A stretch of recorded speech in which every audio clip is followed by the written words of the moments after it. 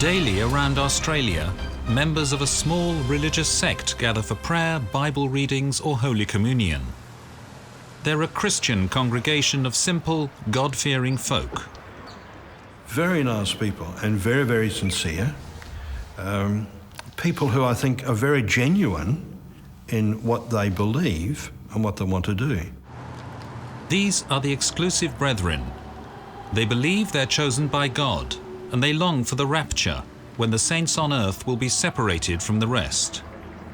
The rapture is a teaching that there will be a time when all of those who are Christian and alive at a particular time will be swept up into the next life, and left behind will be those who are not pure. Members of this sect are forbidden to vote or to socialise with those outside the fellowship. But quietly, brethren have campaigned hard in elections, supporting conservative parties and family values. Tonight, Four Corners opens the doors on the brethren, revealing the burden placed on those inside the sect and the price extracted from those who leave. You still keep those letters? I do. I just love to see their handwriting.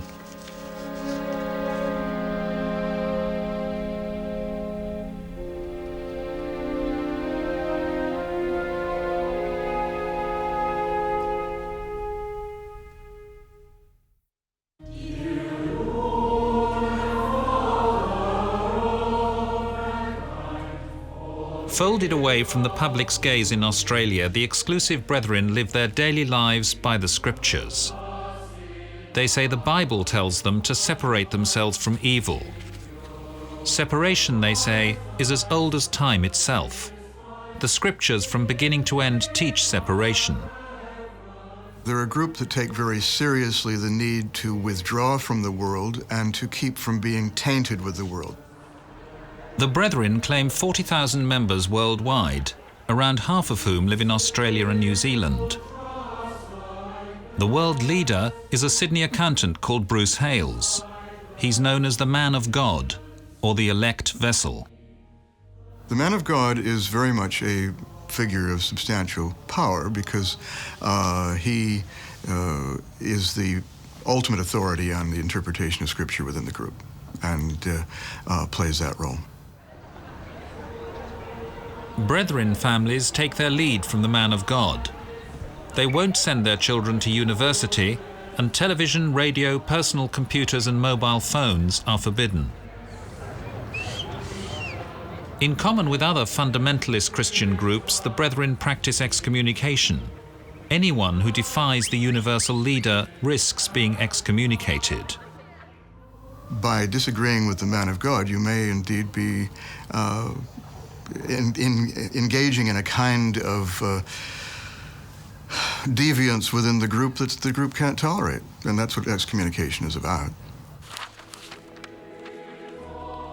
Brethren are banned from voting by their leaders.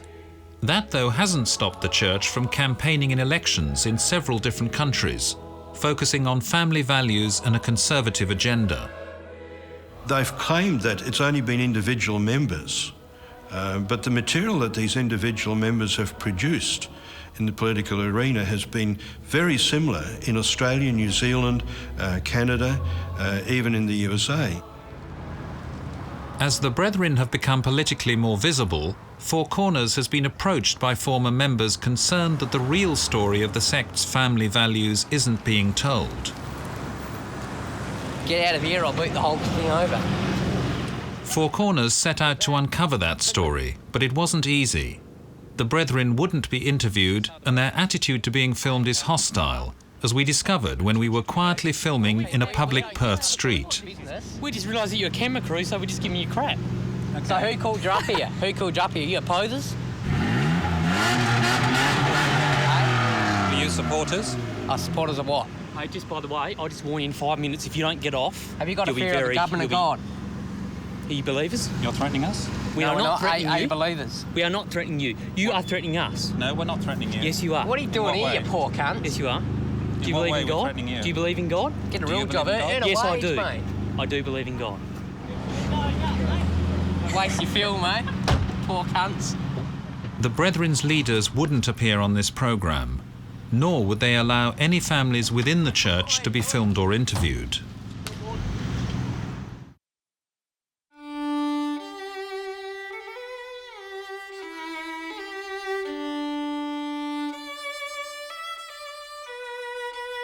Former Brethren say you need to know the history of the movement in order to understand it now. The exclusive Brethren sect has its roots in 19th century Dublin, where a new fundamentalist Protestant movement was born. Its leader was an aristocratic clergyman, J.N. Darby. It came about in Ireland in the 1800s with John Darby particularly, who decided that they wanted to study the Bible and take things more seriously, with an emphasis on the evil of the world and separating from the world, to live with a greater dedication for God. Its members were known early on as the Plymouth Brethren, but soon there were two distinct breakaway groups, the Open Brethren and the more hardline Exclusives.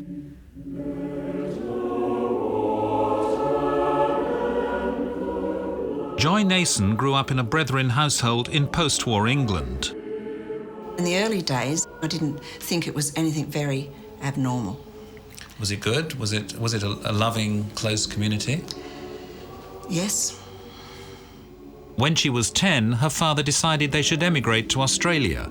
But like many girls growing up in a society that was becoming freer, she felt hemmed in. We were much better off and had much more comfortable family life. But things started to change. Things started to get more strict, and I started to feel embarrassed about belonging to this group of brethren. Embarrassed for what reason? Because I wasn't allowed to go to the pictures, for instance. We didn't have radio. And I started to feel different.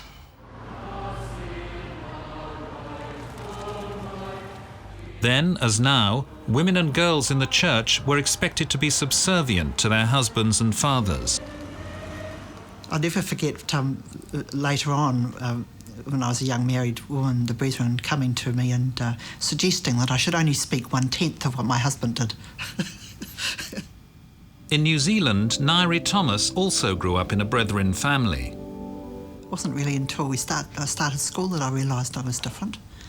And even then, way back over 60 years ago, it wasn't probably so much different to a basic fundamentalist Christian family. The end of the 1950s proved a turning point in Brethren history. American Big Jim Taylor, who'd taken over the leadership from his father James Taylor Sr., told his fellow Brethren that they had to separate completely from the outside world. From then on, Brethren families weren't allowed to socialise or even eat with anyone outside the movement. That included close relatives. Prior to the 60s, we were able to see grandparents and uncles and aunties who were on the outside. And we used to really cherish those times when we could see those members of the family. But after the early 60s, when what they call the eating issue came along, when we weren't allowed to eat or drink or socialise with other people, that became very, very hard on our relatives. It meant that we as a family had to sever our links with relations who weren't amongst the Brethren, because my father wasn't born amongst the Brethren, he was a Baptist. So that was traumatic. Huge heartbreak. I mean, wives directed in meetings not to go back to their spouse who was not with the Brethren. It was just a time of complete devastation for families, just ripped apart. The 1960s brought other changes.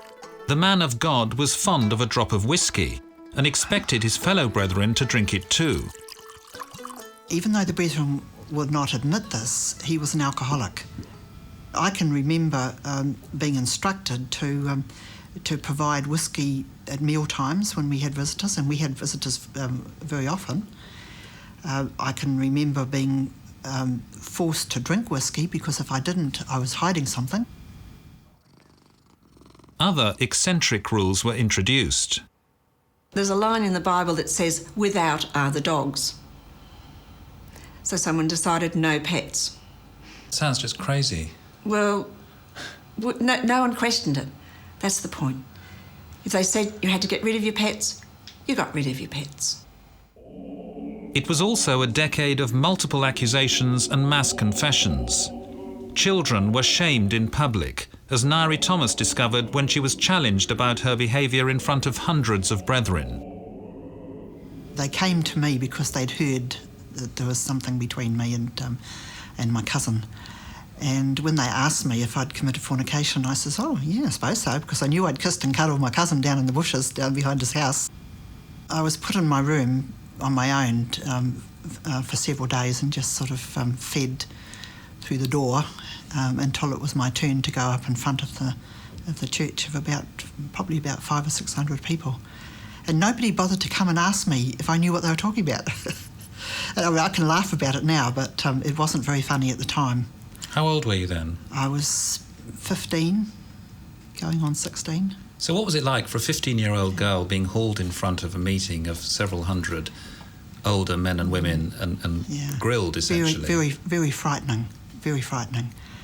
And it's something that I will never forget. In the frenzy of confessions, adults too confess to sins of many kinds. I have heard people confess to molesting children. And were those acts reported to the police? Definitely not. No, they were forgiven if the person was sorry, if the person showed enough contrition, the brethren forgave them. In 1968, Joy Nason left the church of her own accord. She worked as a secretary in the city and wanted to live her life in the world outside the brethren. The decision had a devastating effect on her mother, as she discovered when she returned home to collect the rest of her belongings. She opened the door and I could barely recognise her. I just said, "What's wrong?" And she said, "I've been fasting to get you back." That was typical of my mother. She was a very strong believer in God, very strong believer in the religion. She thought if she fasted, I'd come back. She thought God would bring me back. And so no food or water had passed her mouth for 3 weeks. It was a terrible sight. Did that make you feel guilty? Oh, yes. And how long did this guilt last?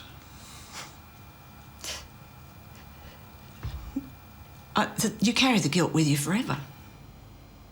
Once it was clear that she never would return, the brethren excommunicated Joy Nason. She was, to use their term, withdrawn from. They brought in what they called dead separation. So therefore, if anyone left, you had to view them as dead. Now, I do know other religions do that also. I'm not saying they're the only ones. But if you're unfortunate enough to be brought up in them, and if you escape, then you know that you are treated as dead. Bastard. You bastard. Mum. Scott, mum, Scott, mum, Scott, mum, Scott, mum. You never had it like this. You nut. In 1970, Jim Taylor, who'd been the subject of increasing press and public criticism, cemented his reputation as a man of God who'd supped too much on whiskey. A meeting in Aberdeen, Scotland, descended into chaos as he ranted drunkenly at his fellow brethren. He took meetings in Aberdeen about the middle of the year, and it just became a farce, basically. It wasn't ministry. You stinking mum. You stink. Why didn't you bring some toilet paper with you? It's a very fine meeting. Yeah, just glad. Even ungodlier was the man of God's behaviour at night time. For a number of nights, he had a lady come into his room who was someone else's wife, and she would stay there for a long, long time. They actually walked in and the lady was naked. I find it so hard to believe that the brethren in there are so gullible that they can actually believe the story that they were told. What were they told? Well, they were told that nothing happened, that she was in there ministering to him by washing his feet and drying his feet with the hair and this sort of... And I think that's just garbage. Obviously, what the man was doing was committing adultery. The evidence was very, very clear and obvious. The moral hypocrisy exposed by the Aberdeen incident shook the church to its foundations, and as a result, some 8,000 brethren left the fellowship. Jim Taylor died the same year, and the mantle of man of God passed to a North Dakota pig farmer called James Symington. Ron Fawkes, himself a former leader of the Exclusive Brethren in Australia, remembers Symington well. In his earlier life, he had been a quiet, unassuming person, and once he got control and had this total power over 50,000 people, I mean, he just became a monster. It's almost as if the power he had just corrupted him. As overall leader of the Brethren, James Symington received huge donations of cash from his faithful followers around the world. The vast amounts of money handed over, referred to as gifts, particularly to the leading men. Now that money amounts in the course of a year to millions, all going untaxed. Ron Fawkes alleges that when James Symington was leader, he sidestepped customs regulations by transporting large sums of cash across international borders. The amount of money that was transferred through interstate and international borders was just absolutely horrific. And I myself was given wads of money to carry for this person across British, Canadian, American things. I hate to think of what would have happened if I'd been, arrested or caught. Was that lawful? It was totally illegal. Totally illegal. How much money are you talking about? Tens and tens and tens of thousands of dollars in cash. And this was at his request? Absolutely. See that vacuum cleaner there? Yep, just pick that up and bring it in here, because it has to go into this office. Brethren believe in the duty to provide for their families, and networks of small family businesses thrive, ensuring that there's virtually no unemployment in the fellowship. They are economically engaged so that they tend to be comfortably middle class in their economic situation. They would also be ready to assist each other should need arise, so that they would have an internal form of welfare that one could rely on and depend on for cradle-to-grave kind of support. We have to wire into that point there. But many ex-brethren believe the church has lost sight of its basic founding Christian principles. The church would be very wealthy because of the property that it owns. How much, I don't know, but I mean, it runs into hundreds and hundreds and hundreds of millions of dollars. It's grown rich, need of nothing. They don't even need Christ anymore. They've got their leader. All they have to do really is do what they're told, conform, and try to be as successful as possible materially. Jesus told someone to sell all that he had and give it to the poor. You don't see that sort of thing happening in there. I mean, we don't need to be materialistic. As a Quaker now, I'm probably the least materialistic than I've ever been in my life. Nairi Thomas married her husband Dennis when they were both in the Exclusive Brethren. It turned into a lifelong love affair, which survived the trauma of them both being excommunicated in 1974. Then, as now, the use of contraception was forbidden. Nairi at the time had 4 children and had recently suffered a slight stroke. On her doctor's advice, she took the pill to avoid falling pregnant again, and because of this, she says, they were disciplined. We were shut up, what they call shut up, or put into solitary confinement, closed up in our house. They brought in this rule of no sex while you were shut up. And they tested us out for a week, and there's no way my husband wanted to obey that rule. I mean, when you're told you can't do something, those are the very things you want to do. And so when they came around the following week and asked, have you? He says no. But of course, as soon as they were gone, I said to him, "Yeah, you weren't very truthful there. You should have just come out with it and said yes, we did, because we had every right to." So he rang them up and said, "Look, I'm sorry, I actually told you a lie." And that was on the Monday night. By the Tuesday night, we were withdrawn from.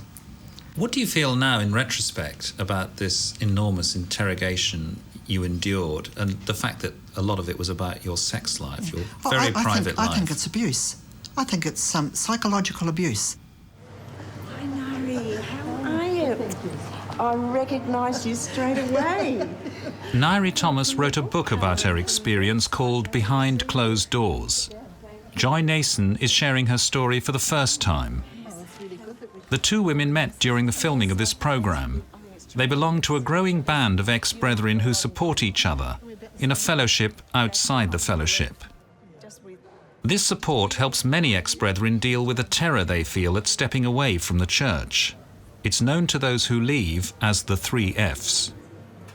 Everyone knows the 3 Fs that's been in the Brethren, and that's fear, families and finances. And it's my belief that more people would leave, more people would have left if they weren't ruled by fear, fear of the consequences of leaving, fear of divine retribution, finances, because they're very good to their members. They're very generous and help people with money. And of course, the families.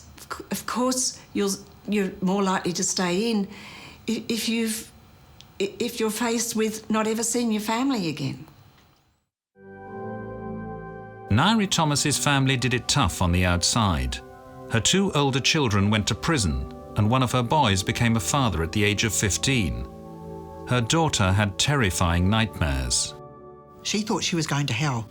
She'd wake up crying at night time because she was going to into the lake of fire and get burned up. She was 8 at the time. Joy Nason's father was excommunicated late in life after years of disagreements with the Brethren leadership. His wife stayed in the church. When he tried repeatedly to contact her, he was sent a solicitor's letter telling him to stay away. He was 82 years old. Till the day of his death, he never gave up asking about my mother. Every time I would visit, he said, "Have you heard from her?" He had a stroke, and I rang them and told them.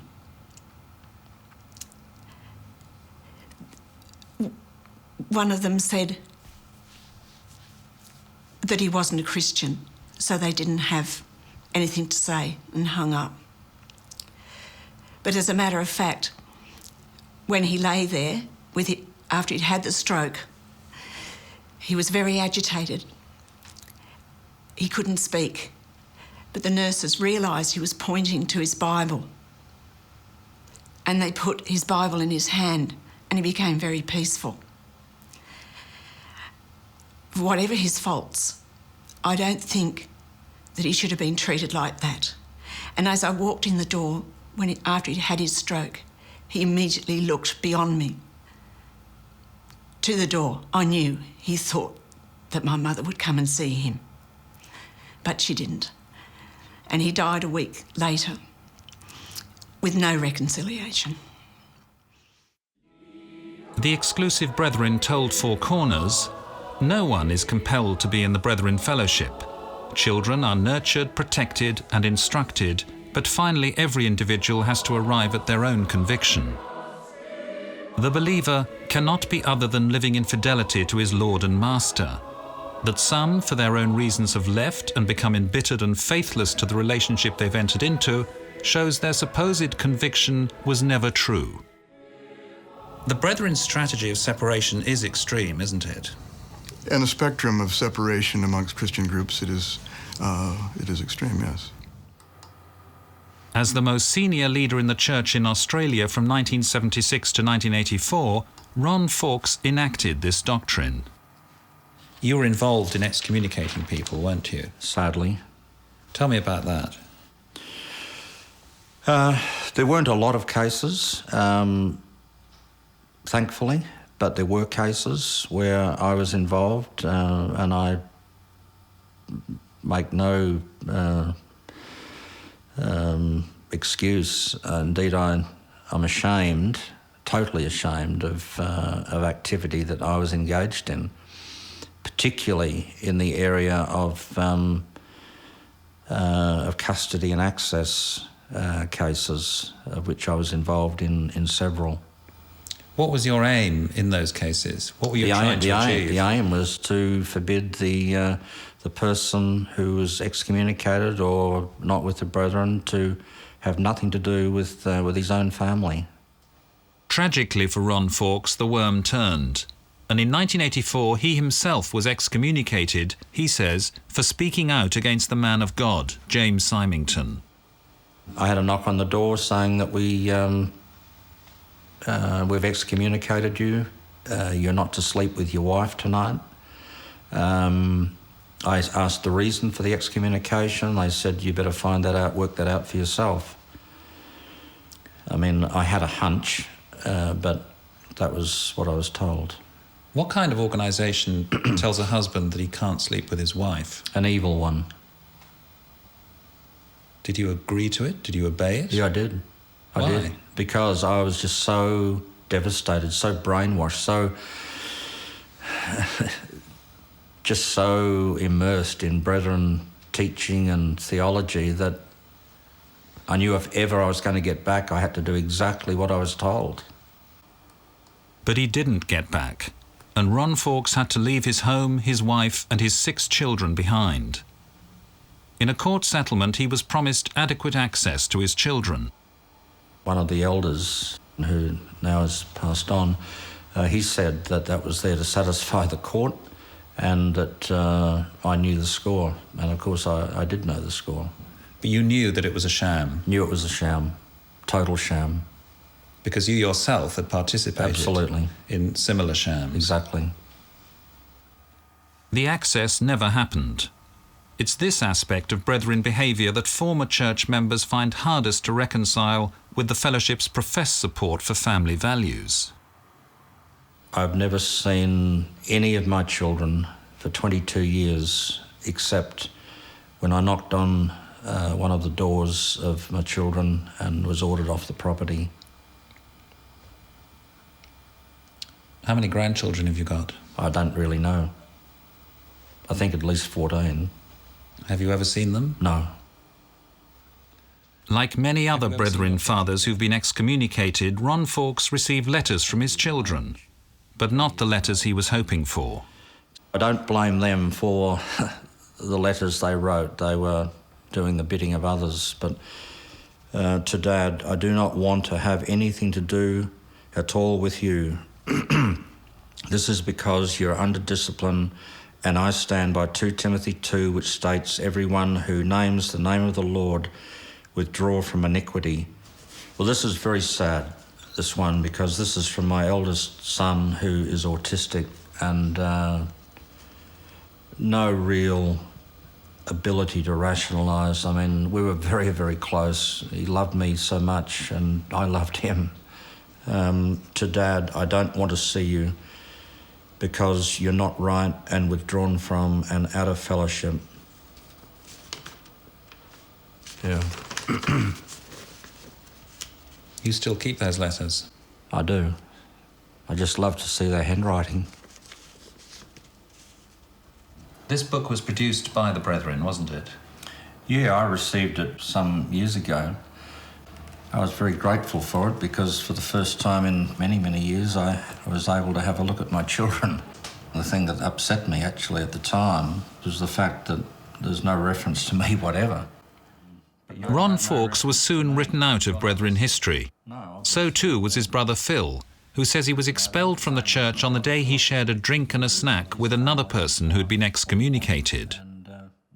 They came around later that night and said I'd been withdrawn from and I wasn't to live with, or wasn't to sleep with my wife.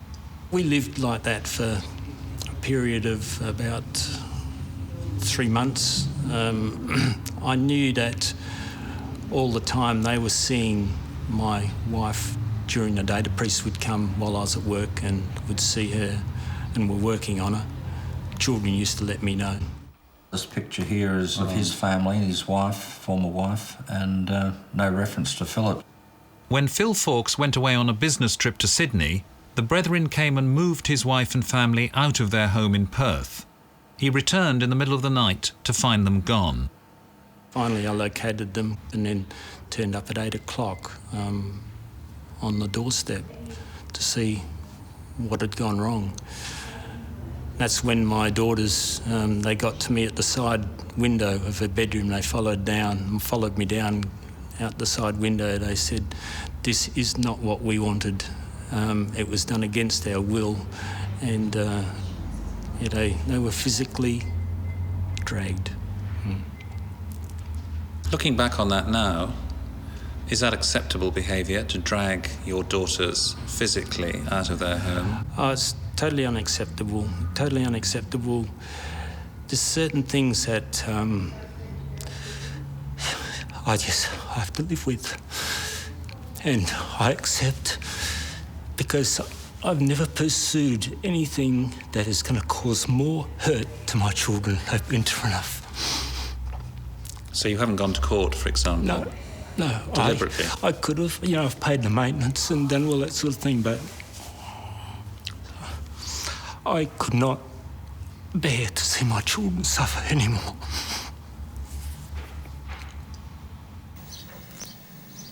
Phil Fawkes isn't the only man to have his wife and children removed from him by church elders.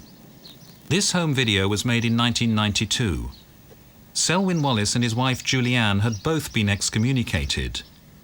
She was torn between staying with him and remaining in the church, and her fellow brethren in New Zealand encouraged and helped her to move out of their home.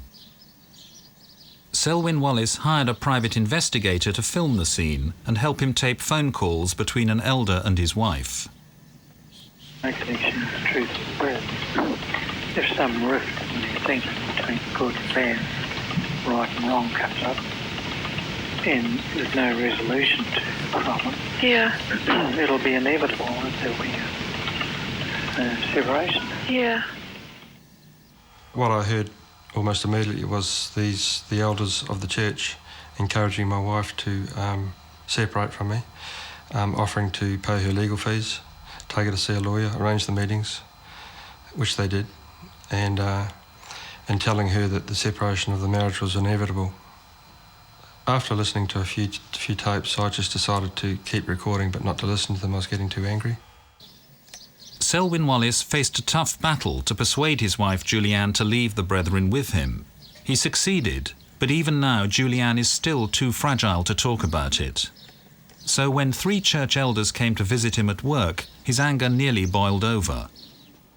They wanted my wife to have custody, but they wanted to refuse me access to my children.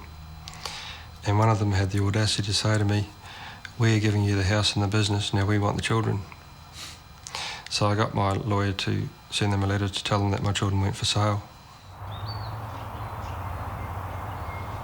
So this is the gravestone here? Yeah, that's right.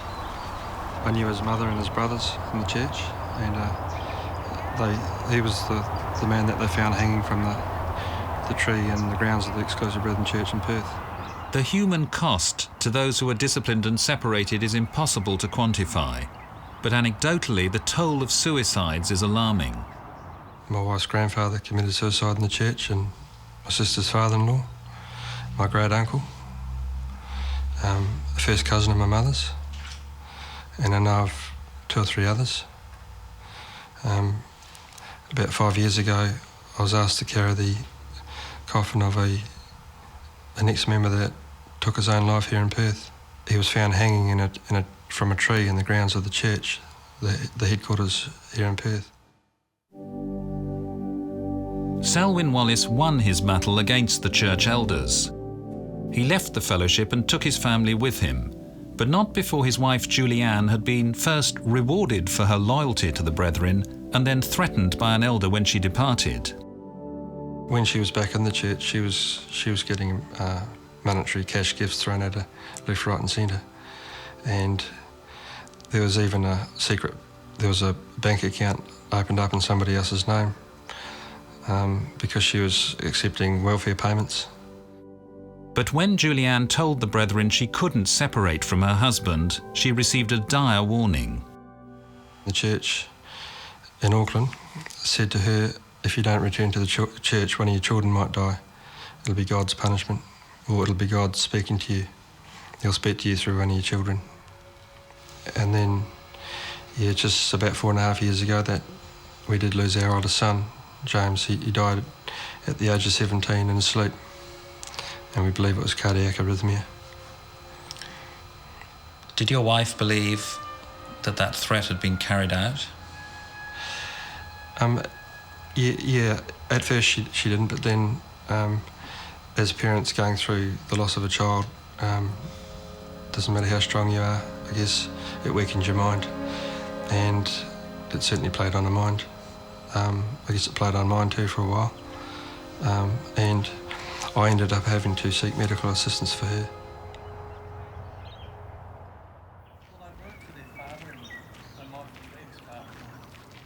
Like Selwyn Wallace, Warren McAlpin comes from a family that's had its share of heartbreak. His brother Tim, he says, was excommunicated for underage drinking and died in a motorcycle accident when he was 18. I think the comments were made at the time that Tim was leading a worldly life outside of the brethren, and this was as a result of that. In other words, that it was, if Tim hadn't left the fellowship, he wouldn't have died. That's right. Warren McAlpin was still inside the church, but in the late 1980s he fell out with the man of God, a Sydney accountant called John Hales, whose son Bruce Hales, also an accountant, is the current universal leader. He insisted on having a look at the business accounts of every businessman involved in the Exclusive Brethren in Albury. I refused. I said, I've got an accountant to look after my books. I don't need John Hales going through my accounts. Warren McAlpin saw the demand to look through his books as part of a continuing campaign by the Hales family to control the Brethren businesses. But his refusal to comply had him branded a troublemaker. If you question something, you're really an opposer. And that's what I've been labelled as since that period of time. But nothing could be further from the truth. I love these people, but the leadership under the Hales family has resulted in so much trouble and so much family breakdown and so much heartache, and it's got to stop. Warren McAlpin was excommunicated, he believes, for speaking out against John Hales. It cost him his first family and any meaningful access to his children. Warren McAlpin says the Brethren went to court repeatedly to stop him seeing his children, and that even when he won in court, the Brethren refused to comply. We are a higher court, is what they believe, and they refuse to obey the courts and refuse to obey the orders that were set down that I should have access. When he did see his children, there were signs they had been indoctrinated against him.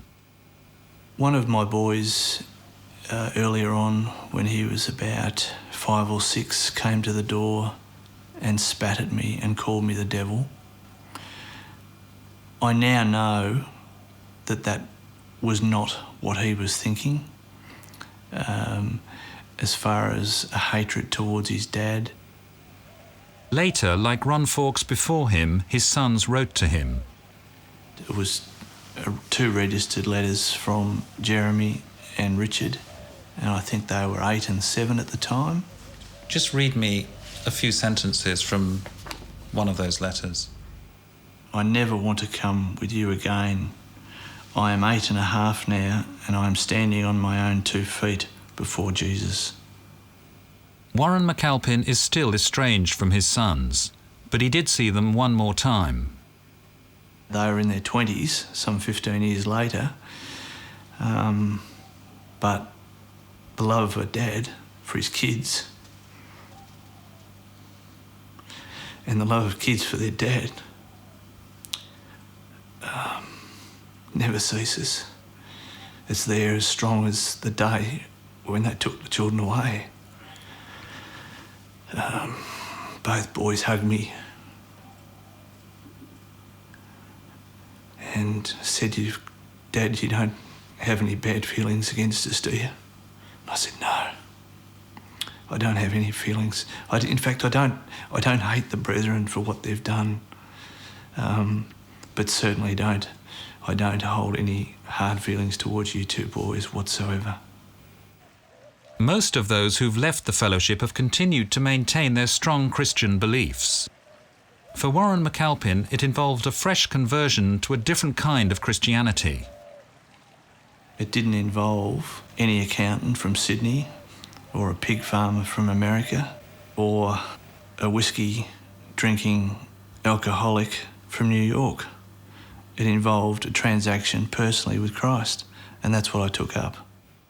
I have a very strong faith. Indeed, my faith was strengthened as a result of what I went through, which I thank God for. But I don't obey now because the brethren say it, or anyone else says it. I obey it because God says it. Renewed faith, though, doesn't dull the memories or the pain. After her father was excommunicated, Joy Nason took her son to see her mother to check that she was okay and was where she wanted to be. She was behind a closed door. I just couldn't bear it. I couldn't bear that I was so close. I couldn't see her. And I suddenly remembered they always have a scripture to go by. They always have something. And it's the door, the closed door. You weren't allowed to let an ex-member through an open door. And I suddenly saw there was a fly screen and the door. And I said, Mum, if you open the door, there'll still be a closed door. And she took the bait and opened the door. And all the words of condemnation of the brethren that I was going to hurl at her just went. I just looked at her and I said, I love you, Mum. And to my amazement, she mouthed, I know, silently, and then said, go and get right with God, out loud, so that the people in the house would not know. I've never forgotten it. And I turned and went and took my son.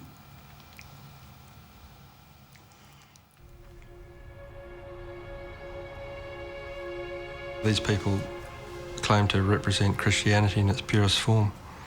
But you look at the history stretching back 30 or 40 years and it's just carnage, broken families, broken lives, children that don't know their parents, brothers and sisters that haven't seen each other for 20, 30 years, and it's all over the world. And that's one reason why I'm speaking today. The carnage must stop. And if we don't speak out, the wheels of pain will just keep turning.